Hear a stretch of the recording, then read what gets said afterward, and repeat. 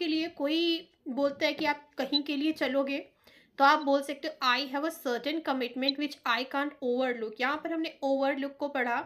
Overlook का meaning है कि मतलब किसी चीज़ को अनदेखा करना, ओवरलुक। ठीक है, तो मेरे पास कोई, मैंने किसी को टाइम दे रखा है, हम लोग बोलते हैं हिंदी में, मैंने किसी को टाइम दे रखा है इसलिए मैं वहाँ ज़रूर जाऊँगी। मैं अपनी बात को या अपनी प्रॉमिस को मना नहीं कर सकता, तो which I can not overlook, I have a certain commitment. ठीक है, so this is what I said to my friends when they asked me for a movie. I said to them, really I would love to come with you guys, but sorry I have a certain commitment which I can't overlook. आपको इस तरीके से बोलकर practice करनी है। Please have your expressions. Love to come with you guys, but sorry I have a certain commitment with I can't overlook. बिल्कुल expressions नहीं आए आपके, 1% भी नहीं आए। कोशिश करें एक्सप्रेशंस ऐड करें। Really I would love to come with you guys, but sorry I have a certain commitment which I can't overlook. I can't overlook.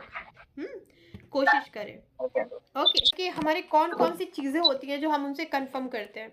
Number 1 चीज़ रहती है कि जब हम सबसे पहले उनसे मेंबरशिप प्लान के बारे में पूछते हैं कि आपकी मेंबरशिप के प्लान्स क्या हैं और आप उनमें क्या क्या चीज़ें ऐड करेंगे, कौन कौन सी फैसिलिटीज़ मुझे दी जाएंगी about membership plan. I would like to know the different membership plans you offer and what you include. What you include meaning क्या हुआ, आप उसमें क्या क्या चीज़ें ऐड करेंगे। आई थिंक इस सिचुएशन पर आपके पूरे एक्सप्रेशंस आने चाहिए। कोशिश करें। Yes, sir. I would like to know the difference membership plan you offer, what you include if I join your Yes. if I join the gym. Yes, perfect. So I would like to know the different membership plans you offer.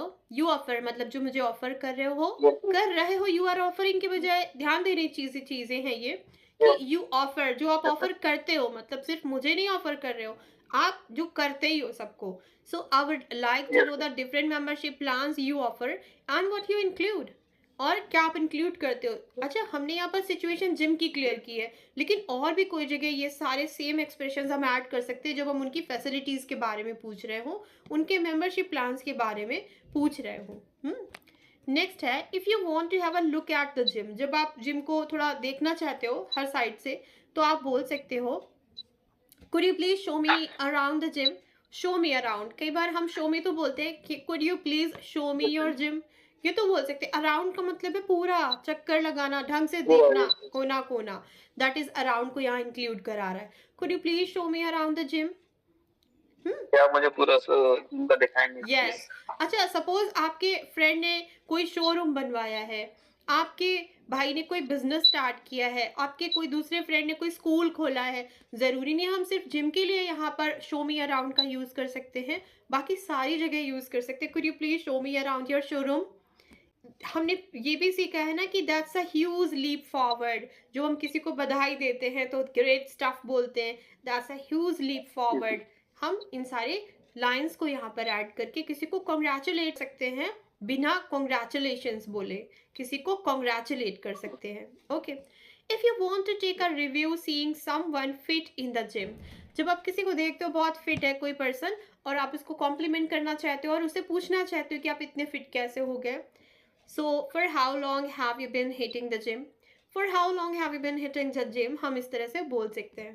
Now, please add your expressions and practice.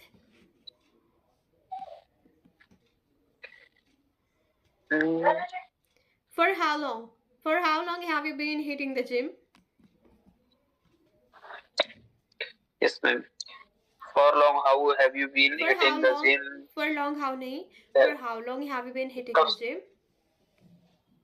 आप कब से ये gym hit कर रहे हैं, मतलब ले रहे हैं मैम? इट्स हाँ, मीनिंग दिस। हिटिंग का मतलब क्या होता है? हिटिंग हमारी इनफॉर्मल लैंग्वेज है, बट इसको बोलते हैं कि वर्कआउट करना। कितने टाइम से आप वर्कआउट कर रहे हो, तो आप इतनी अच्छी बॉडी आपकी है ना।